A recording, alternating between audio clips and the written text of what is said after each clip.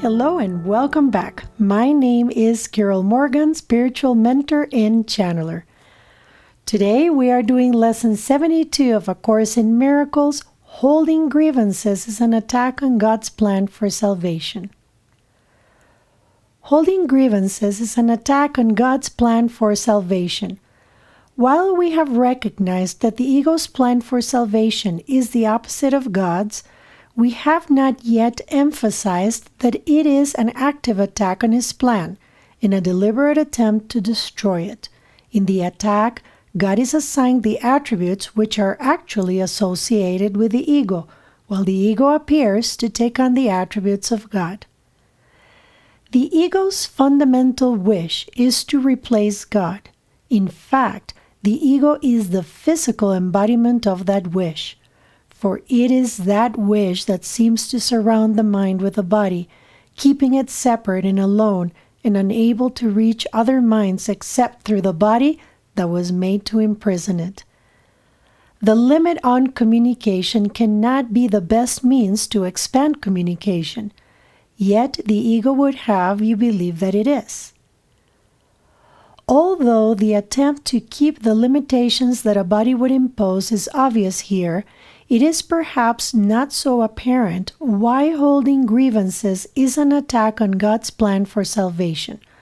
But let us consider the kinds of things you are apt to hold grievances for. Are they not always associated with something a body does? A person says something you do not like. He does something that displeases you. He betrays his hostile thoughts in his behavior. You are not dealing here with what the person is. On the contrary, you are exclusively concerned with what he does in a body. You are doing more than failing to help in freeing him from the body's limitations. You are actively trying to hold him to it by confusing it with him and judging them as one. Herein is God attacked. For if his son is only a body, so must he be as well. A creator wholly unlike his creation is inconceivable. If God is a body, what must his plan for salvation be? What could it be but death? In trying to present himself as the author of life and not of death, he is a liar and a deceiver, full of false promises and offering illusions in place of truth. The body's apparent reality makes this view of God quite convincing. In fact, if the body were real, it would be difficult indeed to escape this conclusion. And every grievance that you hold insists that the body is real. It overlooks entirely what your brother is.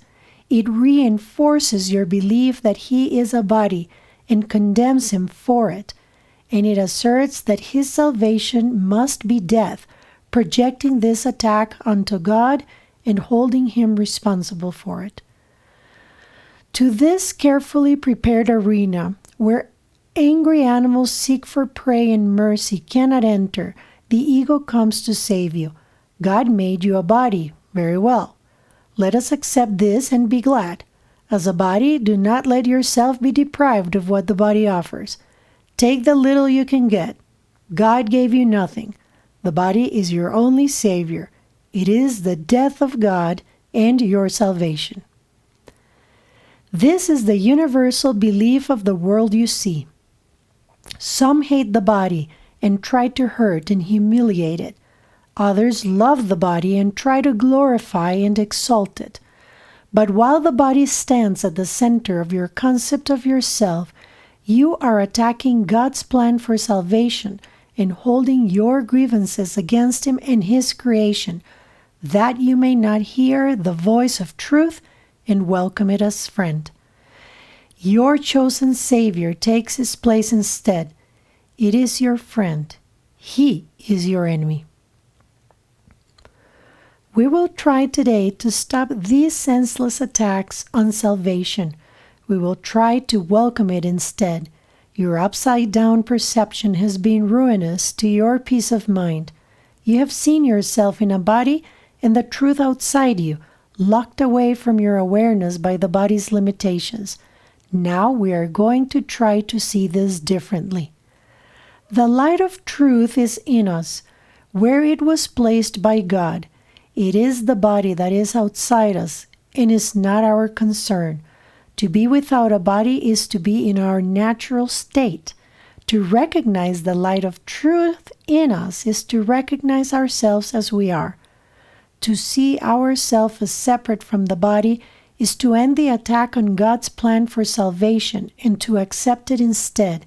And wherever His plan is accepted, it is accomplished already.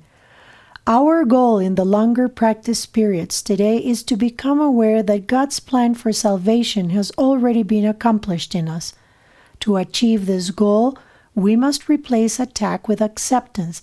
As long as we attack it, we cannot understand what God's plan for us is. We are therefore attacking what we do not recognize. Now we are going to try to lay judgment aside and ask what God's plan for us is. What is salvation, Father? I do not know. Tell me that I may understand. Then we will wait in quiet for His answer. We have attacked God's plan for salvation without waiting to hear what it is. We have shouted our grievances so loudly that we have not listened to His voice. We have used our grievances to close our eyes and stop our ears. Now we would see and hear and learn. What is salvation, Father? Ask and you will be answered. Seek and you will find. We are no longer asking the ego what salvation is and where to find it. We are asking it of truth. Be certain then that the answer will be true because of whom you ask. Wherever you feel your confidence wane and your hope of success flicker and go out, repeat your question and your request, remembering that you are asking of the infinite creator of infinity, who created you like Himself. What is salvation, Father? I do not know. Tell me that I may understand. He will answer. Be determined to hear. 1 or perhaps 2 shorter practice periods an hour will be enough for today, since they will be somewhat longer than usual. These exercises should begin with this. Holding grievances is an attack on God's plan for salvation. Let me accept it instead. What is salvation, Father? Then wait a minute or so in silence, preferably with your eyes closed, and listen for His answer.